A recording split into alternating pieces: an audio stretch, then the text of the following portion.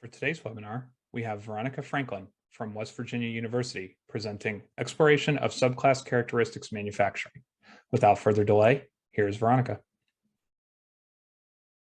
Thank you, Tom. Good afternoon, everyone.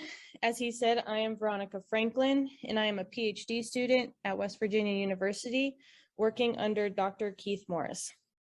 Today, I will be discussing our project, which focuses on the manufacturing of breech faces and the presence of subclass characteristics during the manufacturing process.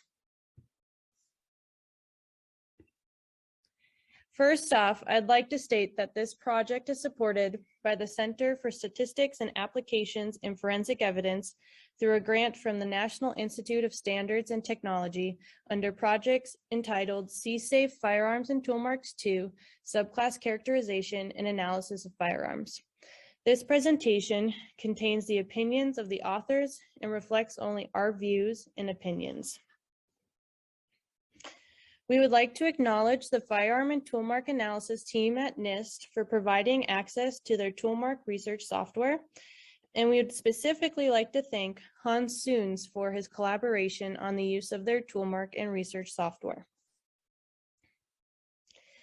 When a firearm examiner is given a question cartridge case from a crime scene, they examine the class characteristics such as the caliber, firing pin impression shape, and the ejector mark, to name a few, to help with narrowing down the make and model of a firearm the question cartridge case could have been fired from.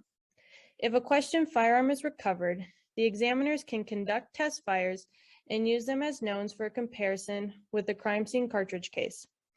If the class characteristics are indistinguishable, examiners look at individual characteristics, which are created incidental to manufacture due to the random imperfections and irregularities in cutting tools and processes. It is unlikely two firearms would have the same features in the same location due to their randomness in nature, which allows firearm examiners to make an identification conclusion from them. However, there is a group of characteristics that may cause firearm examiners to confuse individual characteristics with what are called subclass characteristics. Here on the screen, I have the definition of subclass characteristics as defined by the Association of Firearms and Toolmark Examiners, also known as AFTE. Damage, defects, and/or wear shared between two or more, but not all manufactured surfaces, would be considered subclass characteristics. Therefore, they are more restrictive than class and cannot be used for identification like individual characteristics. With that said, by mistaking subclass characteristics for individual characteristics, an examiner could make a false identification. For those of you who are not familiar with firearms, I'm going to give you a brief example of how we could find subclass characteristics in another form. Say we have this pair of shoes on the screen. The class characteristics would be the make and model as well as the size of the shoe. So say it's a Nike Pegasus 38, and for the size, it's size 9. In order to find subclass characteristics, those subclass characteristics would come from the mold of the shoe that they were made from. And if we were to know the mold of the shoe that it specifically came from, then the examiner could narrow down the amount of shoes they would have to examine. For our study, we are using the Thompson Center Contender G2 pistol as our firearm of choice due to its capability to interchange its breech faces as well as its barrels. This firearm allows us to manufacture many breech faces as well as allows us to collect test fires of different calibers. We have used this firearm in another study of our research to collect pressure data. We were able to do this by attaching the frame of the pistol, this area right here, to the barrel, which we have created a stand for to keep the barrel stable. And then our pressure sensor was actually inserted around here on the top of our stand, and that was how we were able to collect the pressure data. Throughout the study, we are using 416 stainless steel which Smith & Wesson also uses in their production of their slides. We have chosen 3 different manufacturing methods to use. We'll be broaching using an end mill and a lathe cutter to produce our breech face inserts. These methods were chosen due to the increased likelihood of producing subclass characteristics based on what was found in the literature and over previous studies. 10 breech faces were consecutively manufactured for each method, and they were numbered after manufactured. All breech faces were scanned using a Sensophar S Neox confocal microscope, and after they were scanned, we conducted 10 test fires for each breech face, which gave us a total of 300 test fires. A little background on confocal microscopy. We use confocal microscopy to collect 3D topography images of an object in question. How confocal microscopy works, it actually uses pinholes to discriminate different heights of an object. At the start, it brings a white light and it is focused through a pinhole, which then that light is then refocused onto a surface, then reflects off that surface and is focused back through another pinhole onto the detector of the microscope. When a point on the surface hits the focusing height, it will create a strong signal through the pinhole to hit the detector. Discrimination of the light at a focused surface height allows for changes in height and topography of a surface to be detected, which the object is scanned vertically. After all scans at the different heights are collected, they are compiled into a 3D topography of a sample. We have been working with our physics machine shop here at WVU to assist in manufacturing our breech faces. In the type right-hand corner here, we have a drawing of the backside of our breech face insert. We have our indexing hole right here, and this is how our breech face insert is secured into our firearm.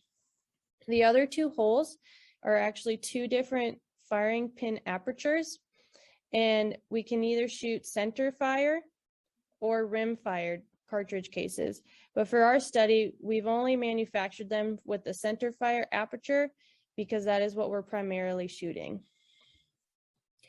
For our broaching method, we have an insert secured in a mechanism similar to this here on the left, and the broach is passing over our breech face insert at 100 inches per minute. Now, due to the fact that our broach is only a 1/4 inch wide, we have to do 3 passes across our surface. And then we also did 2 cuts. First, 2 1/1000th of an inch cut, and then another cut at a 1 1/1000th of an inch to give that final finish. And so that would give on each breech face by the broaching method had 6 total cuts. We did make sure that the width of our broached area was wider than the diameter of the primer pocket. But the reason why we did 3 separate passes on the breech face itself was to make sure that we had leveled sides and would still have the correct headspace in our firearm. For our turning method, our sample is secured and the sample is then rotated away from the machinist. And as that sample is rotating, the lathe cutter moves from the outside of the surface into the center of the surface. And this little area in the center that is raised is the area that is being cut away on this diagram. For our manufacturing method, our sample was being rotated at 1,000 RPMs, and our lathe cutter was cutting at 2 1/1000ths of an inch per revolution feed on the diameter. For the use of our end mill, we ended up using a plunge milling our samples. And so before we could actually mill our samples, we had to take our end mill cutters and grind them so we had a flat cutting surface. Once that process was done, they took our end mill cutters and they rotated them at 170 RPMs, and they plunge milled our surface of our breech face insert. Now, the feed rate was slow and was controlled manually by our machinists, and so those did vary a little bit between samples. Here on the screen are just some examples of the markings left by our manufacturing methods we used. On our broach, we have some nice gross parallel lines running from the north to south of our breech face. Then for the end mill, we have some nice concentric circles. And then the lathe, we actually have a finer spiral in comparison to the other two breech face inserts. After manufacturing and we collected our test fires, we scanned all of the test fires with our confocal microscope. We also then ran two different types of comparisons using the congruent matching cells algorithm provided by NIST. We first ran an intra-comparison of the breech faces within each manufacturing method, and then we ran an inter-comparison of breech faces against all test fires by their manufacturing method. In order for us to even use CMC, we actually have to crop our images to contain the areas that we want to compare. So in order to do that, I have provided here two examples of what our breech face were scanned. So we scanned each breech face with a 6mm by 5mm area centered over the firing pin aperture. I have provided the first two breech faces that were manufactured by our broaching method. The T just stands for test, B is for broach, and then the number corresponds to which number they were manufactured. In the CMC algorithm, we actually have a graphic user interface that allows us to crop our 3D topography images. For our breech faces, we cropped a 4mm in diameter area centered around the aperture to represent the area that would have had the contact of each primer of the cartridges used. These are just the resulting annulus we used for the CMC algorithm. Now, not only do we have to crop our breech faces, but we also need to crop our cartridge cases before we can run our comparisons. We need to make sure we include the information that we need for the comparison and exclude the features we do not need. Some features we do not need are firing pin impression, flowback, aperture shearing, and drag marks. On screen, I have a topography image of a cartridge case that was fired from a Ruger SR9. First, when we do a crop, we create an outer circle which contains the flat portion of the primer cup. Then we create an inner circle to encompass the firing pin impression and any flowback, aperture shearing, and drag mark. With this example, it happens that our drag mark and the aperture shearing also fall in with our flowback. So we don't have to make any more masks, but if we were to have our drag mark or aperture shearing come outside that inner circle, we can take another mask in a different shape and make sure we encompass that so that is not part of our comparison area. This is the resulting annulus for this specific example. Again, if we were to have more masks to cover some of those areas we don't want, there may be some more white spaces on this annulus. I'm now going to give you a brief explanation of how the congruent matching cells algorithm works. On screen, this is just a typical output we receive with CMC. This is a known match of two cartridge cases from a Springfield XD9 firearm. CMC is calculated by covering the reference image by a set of cells. So in our case here, it would be 26 cells. They then take that compared surface here on the right and rotate it and translate it in order to determine the area of maximum similarity to the reference image. Then when they find that max similarity, they take that rotated and translated image and use that for the comparison. Then they will take each cell, from the reference image and try to find the max similarity within a certain minimum requirements that are identified for CMC, like the percentage of fill of a cell, a certain percentage of max similarity between plus or minus 3 degrees in angular rotation and between plus or minus 125 microns in translation for both the X and Y axis. Once it has fulfilled the minimum requirements, the reference cell will then be placed on the compared surface and they will find the maximum similarity and they will use that position to compare the cell. Then that whole entire process is repeated for all cells. For this particular comparison, there were 12 CMCs calculated, and according to NIST research, they have not found a known match to be less than 6 CMCs. So here again, I brought up the Breech face to talk a little bit more. As we can see, those gross parallel lines are running in the north to south direction. And as we move down in that north to south direction, it would seem that those striations would stay the same in height on the breech face. Now with CMC, we want the X and Y translation and the rotation to be within those certain parameters I just discussed. And if we were to have two surfaces that have carryover from subclass characteristics in between them, then these markings would be similar. So if I were to take two separate sections of this breech face and align them, we can see that even though they're from two different areas of the breech face, they are still the same markings.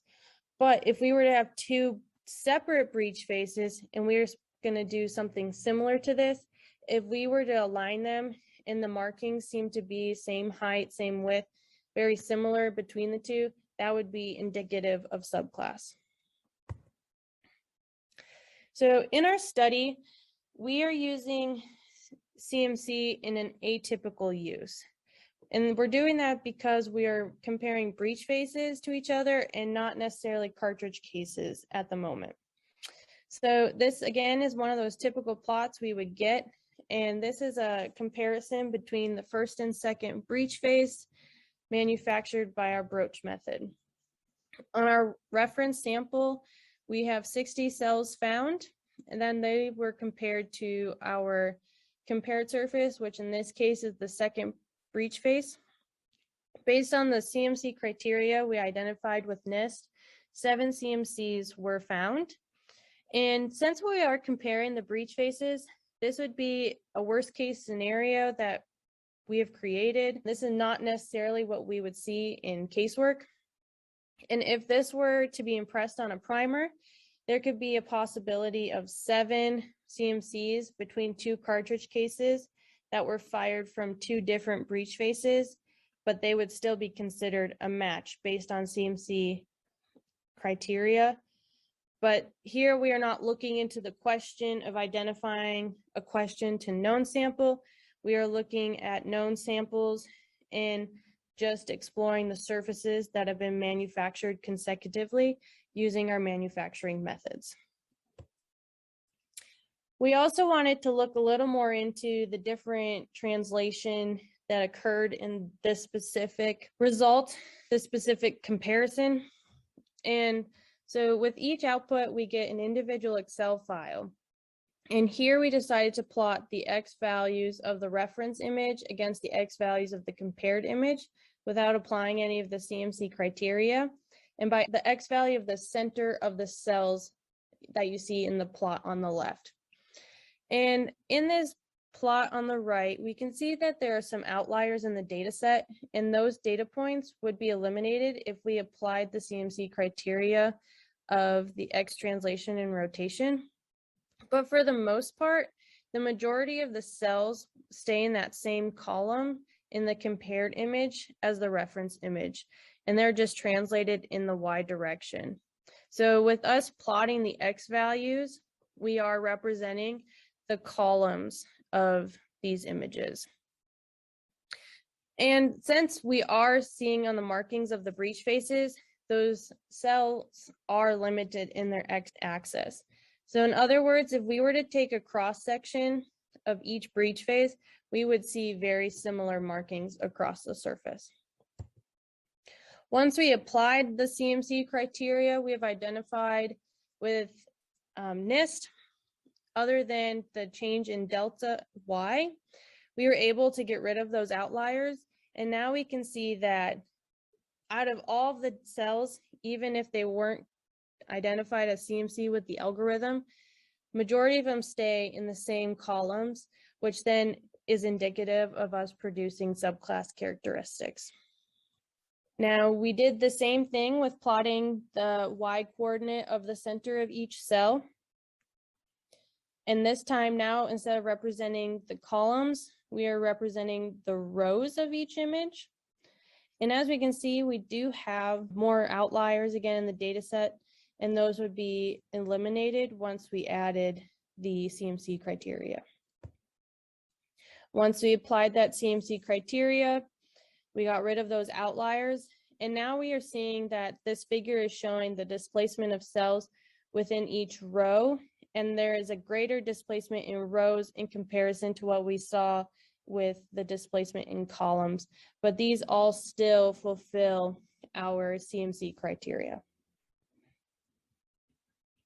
We decided we wanted to look at the data just a little bit differently and see where some of these cells are translating. And so in R&R Studio, we decided to plot the center coordinates of each of those cells. Here on the screen, I've plotted the reference image central point of the cells. Now in blue, this is the central point of the compared image on top of the reference image. And then we plotted the translation of the compared from the reference. And as we can see here, on the far right, these points or cells, they translate across the whole entire surface. And so they would be excluded in a CMC count due to the large amount of translation they have. Otherwise, the other cells still are in the same position relatively. And just remember that these are two breech phases that are consecutively manufactured. Out of all 10 breech faces produced with our broaching method, we did a pairwise comparison, and the minimum across all of the pairwise comparisons was 3 CMCs, and then the maximum was 17 CMCs. The data is showing us with our broach manufactured breech faces, we are able to produce subclass characteristics, and this data shows us we are getting a high reproducibility between consecutively manufactured breech faces using the CMC algorithm. And I just want to stress that we need to remember this is just the first step in manufacturing method, and we haven't applied any of the finishing methods. And this is what we would not typically see in a firearm. Now for our turn samples, again, these are the first 2 breech faces cut with a lathe. And we have 60 cells found on the reference sample that were then compared onto our compared surface. And based on the CMC criteria, 1 CMC was found, which was expected due to the fine spiral markings that were made during manufacturing. For our 10 consecutively manufactured turn breech faces, we did another pairwise comparison, and the minimum across all of the pairwise comparisons was 0, and the maximum was 4. This data is showing us with our lathe manufactured breech faces, we have not been able to produce subclass characteristics. And lastly, with our milled surfaces, again, comparing number 1 and number 2, we have 60 cells found on the reference image. And when it was compared to the second breech face, 4 cells were found to satisfy the CMC criteria. Out of the 10 consecutively manufactured and milled breech faces, with the pairwise comparisons, the minimum was 0 and the maximum was 12. So this data is showing us with our end mill manufactured breech faces, we have been able to produce some subclass, but not like we were able to with the broached manufactured breech faces. And we are still being able to get some reproducibility between consecutively manufactured breech faces using the CMC algorithm. Now, the next step for our project is to add the finishing method like tumbling or glass bead blasting, which are some of the most common methods used in manufacturing. And in order to do this, we randomly selected 5 breech faces after our test fires were collected from each manufactured method to be tumbled, and then the other 5 were bead blasted. Each breech face was cleaned with isopropyl alcohol, and then their 3D topographies were collected with our confocal microscope after the finishing method was complete. For our tumbling finish, we have a vibratory tumbler, and we have 4 millimeter by 4 millimeter assorted abrasive ceramic material inside of it. We placed the breech faces around the perimeter of our tumbler, and they tumbled for 10 hours. Here are the same breech faces I showed earlier, but after they were tumbled for 10 hours. As we can see, we still have some of our parallel lines or marks from our broach. Our end mill, we still see our concentric circles. And then for our lathe, the lathe marks are no longer present. So there are some artifact markings here I want to point out. Those have actually come from when we were collecting our test fires, and all of our breech faces have them. It's just due to the fact that with the firearm being a single shot barrel, we have to open and close the barrel during our collection, and that is just a barrel scrape on our breech face inserts. And we did make sure that those scrape marks do not interfere with the contact of the primer with the breech face. Now, our next round of comparisons for CMC, we compared the manufactured breech face with no finishing against the same breech face that was finished by tumbling. We did this to see how the finishing method affects the number of CMCs. So on the screen, I have the first broached breech face and the first broached breech face after it was tumbled for 10 hours. And after 10 hours of tumbling, 31 CMCs were still found to be satisfying the CMC criteria. Now, when we look at all of the pairwise comparisons between the 5 that were tumbled, we can see here along the diagonal of the table that the CMC scores are high, and those numbers correspond to the non-finished breech face compared to itself after being tumbled. I have colored in the comparisons that have a CMC score greater than 6, which allows us to see that even after tumbling for 10 hours, our subclass characteristics are still present. We compared the turned breech faces the same way, and between the first breech face before tumbling and to it after it being tumbled, 15 of 60 cells were classified as CMC. But unlike the broaching breech faces, only 2 of the comparisons came back higher than 6 CMCs. These are not surprising, these results, since the only breech faces with the high CMC scores are the ones that are being compared to themselves. But I do find it interesting that not the whole diagonal wasn't able to be compared to itself. For our milled surface, for our first breech face against when it was tumbled for 10 hours, only 4 of 60 cells were identified to satisfy the CMC criteria.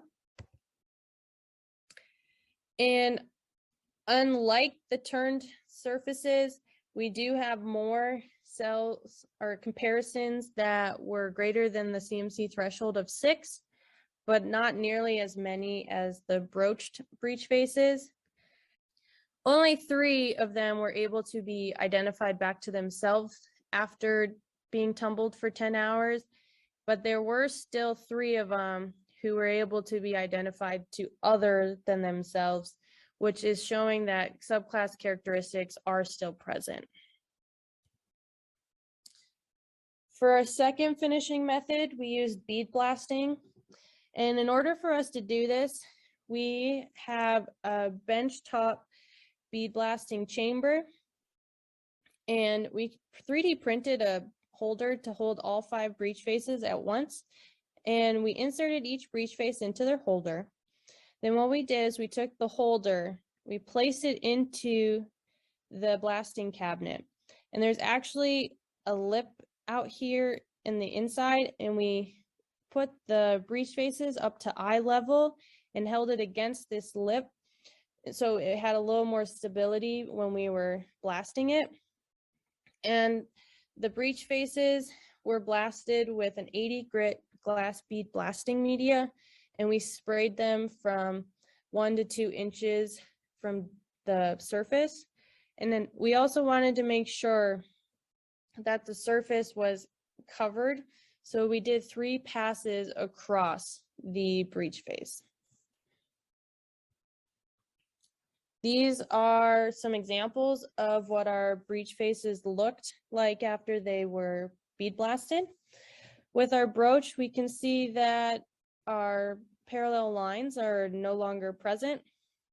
Our end mill and our lathe, our markings are again pretty much gone. The only area that looks to have some markings left are on the bottom, but the area of focus for our study is that 4 millimeter diameter around the aperture. Here, I'm showing you the results of the manufactured breech face with no finishing against that same breech face when it was finished by bead blasting. Again, to see how did bead blasting affect the number of CMCs. So for breech face number 3, manufactured by Breech, out of 60 cells, only 5 came back as satisfying the CMC criteria. So bead blasting is getting rid of enough of the gross parallel lines that with the CMC criteria, the same breech face without a finishing method is not registering as the same breech face after bead blasting. Between all pairwise comparisons, only 4 showed that even after bead blasting, there's some subclass characteristics present, but not nearly as many as we showed through tumbling. For our turn surfaces, for this particular breech face, 0 of the 60 possible cells came back to satisfy our CMC criteria after the bead blasting method. And for all of the pairwise comparisons, all the breech faces were found to have either 1 or 0 CMCs, which means after bead blasting, the turned breech faces could not be identified back to itself before it was bead blasted. For our milled, out of the 60 possible for this particular case, 0 CMCs were identified to satisfy the CMC criteria after bead blasting. And out of all the pairwise comparisons, there were 0 to 3 CMCs found, which means for our milled surfaces, the breech faces could not be identified to itself before bead blasting for all of these milled surfaces. At the beginning, I discussed the comparison of the breech faces and their test fires. When we initially did this, we observed our CMC scores were low for our known matches and decided we needed to look into this a little more in detail. And so on screen here, I'm showing you a comparison between the first broached breech face and one of its test fires. Out of the original way we ran CMC, out of 48 cells, only 4 came back to satisfy the CMC criteria. When we saw this, we wanted to look into how our images were being cropped and what the area was looking like. So we saw that the firing pin impression is quite large, and it was providing a smaller area of comparison for our breech face. And so we decided to look into this a little more and explore how can we create a larger area for comparison. And we decided to reload some more test fires with 5 different brands of primers. The 5 different brands that we decided to look into were CCI, Federal, Remington, SMB, and Winchester. We reloaded 3 test fires of each brand and shot them with an unfinished broach breech face. After collection, we ran CMC to pairwise compare all 15 new test fires along with the original 10 test fires from the same breech face. The cells here on the screen colored in red to orange are all CMC scores below that threshold of 6. And the yellow to green are the ones that scored 6 CMCs or higher. Along the diagonal, I have boxed the intra comparison of each primer brand. And we can see that with the Federal and the CCI and Remington, they all had some pretty high CMC scores. Federal had all scores 6 and above, and CCI and Remington both had just 1 under that 6 CMC threshold. Our original brand of tool ammo did not do very well. As you can see, there's a lot of red and orange in those intra comparisons. So when we continue with this study, we will be using one of those top 3 brands. Our next steps for our study are to test fire our tumbled and bead blasted breech faces, run the CMC comparison of all breech faces and their test fires at each step. We have begun the process of manufacturing our next set of breech faces, and we are going to be reaching out to examiners for collaboration of identifying subclass characteristics on both our breech faces and test fires. I want to thank you for listening this afternoon. At this time, I will take any questions, and if you would like to send any questions to me directly or would like to participate in our study, please feel free to reach out to me via email. Have a great day.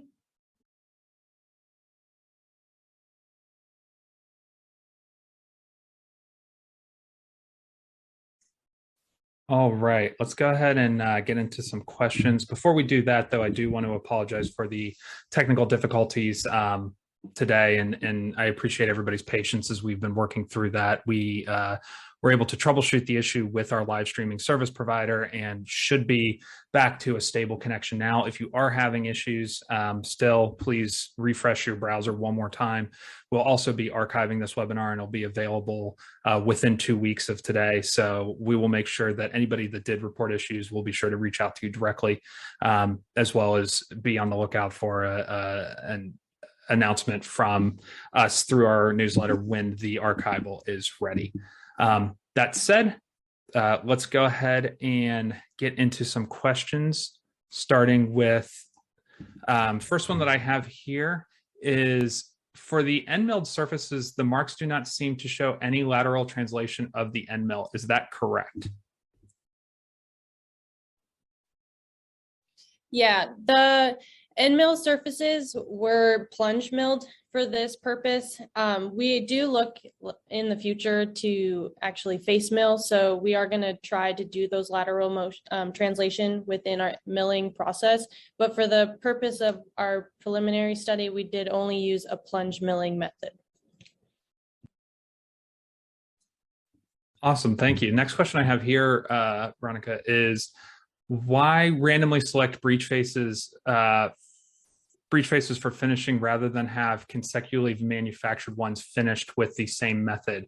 And they gave an example: breech faces 1 to 5 tumbled, breech faces 6 to 10 bead blasted.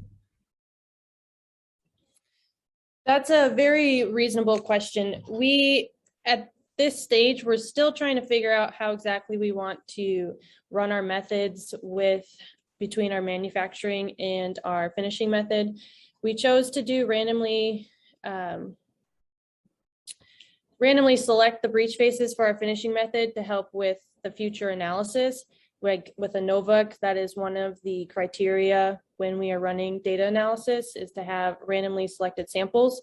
So we can look into in our future, as we move along with this study, to do the consecutively manufactured breech face inserts for certain finishing methods. Very good point. Thank you. Another question I have here, why are you not using casework samples?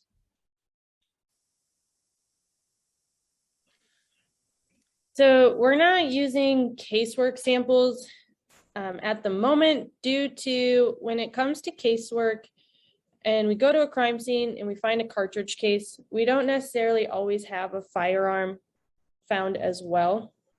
And if we don't have a firearm, we can't necessarily identify markings on a cartridge case if there's subclass present or not if we don't have a breech face to look at. The reason why we are using the firearm and creating our own breech faces is so we are actually having ground truth for our study right now. But we are looking into having test fires from different firearms from different labs to see if we can't see subclass present on firearms that are been found at crime scenes as well. Next question I have here: why are you not using particular firearms but making your own breech faces? So kind of with that last question, it's so we can have that ground truth aspect of our study. With us being able to control the manufacturing, we can actually make sure and look at every single point of manufacturing. So we have that initial manufactured process, and then we're going to look at all of those features there and then see how those features change once we add the finishing method. Now, if we were to use a Glock or a High Point and buy multiple firearms of the same make and model, those firearms are going to come to us as a fully finished firearm and have a finish on that breech face, where we're interested at looking at each particular part within the manufacturing method. Gotcha. And then still going into kind of the design of this experiment, I have a question here. How were the finishing durations chosen? Very good question. We actually did some previous studies. Another woman in our group has done another study looking at this similar processes, and she ran different durations of the tumbling process. And so we chose the median, the middle area of her different rounds. And then for the sandblasting, we were just trying it out this time. We do plan on actually varying that a little bit more in our future part of the study. Awesome. Next question I have here, asking about, can you please explain what you mean by, quote, we are representing the rows of each image? Yes, let me pull up my PowerPoint real quick.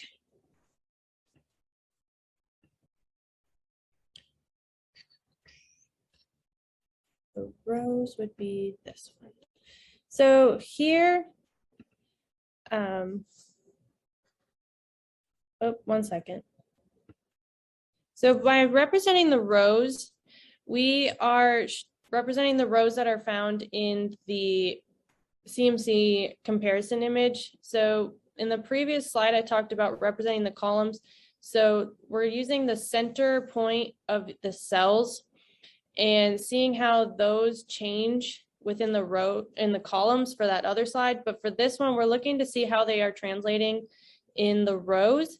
And as we can see here,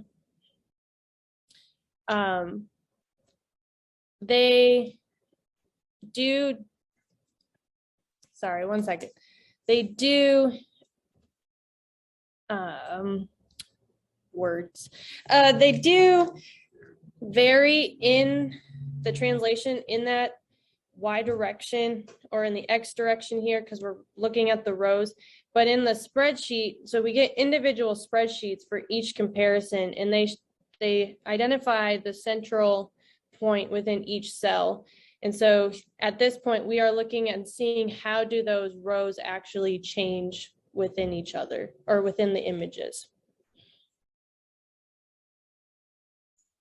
Awesome, thank you. I have the next question I have here is it's a little blunt and straightforward, but it definitely opens to give you the ability to really get into answering this question in these details. What are you ultimately trying to achieve?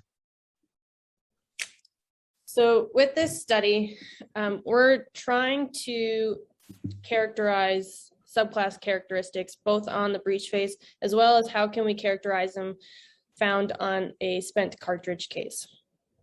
Now, how we're trying to do this is looking at those individual parts throughout the manufacturing process, and hopefully in the future, we're planning on having some examiners to look at our samples and have them tell us if they see subclass based on what they've seen in crime scene cases.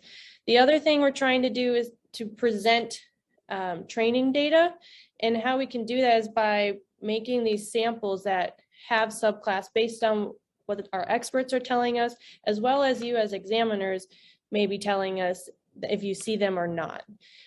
We do have, based on how we're creating our samples, we will have a limited amount of data to present for training sets, but our hope is that if we're able to create samples that do indeed have a subclass, then you as examiners can train a little more and then use that throughout your casework to help identify if there's subclass present in casework, and if so, you not use that in your identification process and be very cautious when using that, and then help you along the way to make your identification. Perfect. Awesome. Well, Veronica, I appreciate you going into detail on that. And we definitely have time for a couple more questions. I'll go ahead and put that call out to the audience. Please feel free to send in more questions for Veronica. That said, while we're waiting for those questions, was there anything else that you wanted to touch on or anything else that you wanted to go into detail on while we wait to see if there's any final questions? Sure. I can explain a little bit more of how we are planning on reaching out to you as examiners. We are in the process of creating a GUI with some of the images that we've created, some of which I've shown you today, as well as future ones we're going to be creating. And we're going to ask you guys as examiners to look at these images, the topography images, and color code them in a specific way, whether you're looking at individual characteristics, subclass characteristics, class characteristics, and then tell us, would you use these specific characteristics to use in an identification? And then from there, we want to use all that data we collect from you as examiners and create a heat map. And then we can use that and look at how the CMC algorithm has identified known matches and known non-matches, and see if those areas that come up as questionable to being CMC matches up with what you as examiners have marked up as possibly being subclass or not. Awesome. Well, thank you. I appreciate you going into detail. And we actually did able to have one more question come up. What kind of CMC algorithms did you use? So CMC, they have a couple different algorithms in the application, and the one that we have used based on our conversations with Mr. Hansoons and Alan Zhang and Robert Thompson, we have decided to use the median CMC algorithm. There's 3 different options. There's rigid, rigid 2, and median. And so we've decided to use median due to its robustness. And then we also are using the evolutionary fine algorithm to help with the finalize of the comparisons between the cells. In the same line of those questions, do you have any idea why CMC Federal or Remington marked better than the other brands? We are looking into that a little more right now. The idea I have right now is different primers are made slightly different with the composition of the metal that is used to create them. So that also comes into tale of the pressure within the cartridge case itself. And we did make sure that all of those other variables like charge weight, the bullet type, and the cartridge case itself were all the same. So we were eliminating all the other factors other than the primer itself. So that could come down to the primer composition, the metal itself, and then just the softness of the prime, or the hardness of the primer itself. So we are looking into that a little more. Still need to do a little bit more of the data analysis on that data because that is some of our newer stuff, but that is where we're at right now with ideas. Awesome. Well, thank you. I think that is the end of all of our questions that we have coming from the audience. So we'll go ahead and start wrapping things up, and want to start by saying thank you, Veronica, for taking the time out of your day to present and answer questions and provide all this material to us and our audience. So thank you.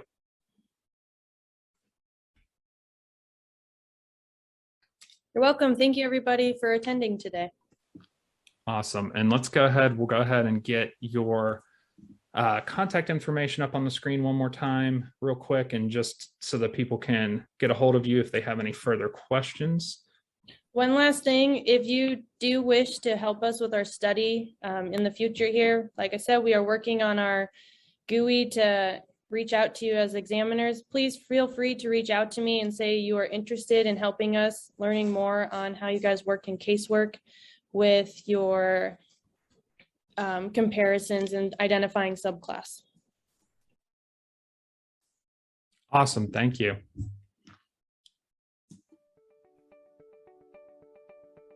Before you leave today's webinar, we ask if you could participate in a short 5-minute survey.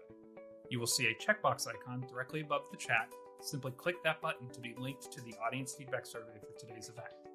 Your feedback about our webinars is critical information that helps us improve and continue to provide you the best webinar experience possible.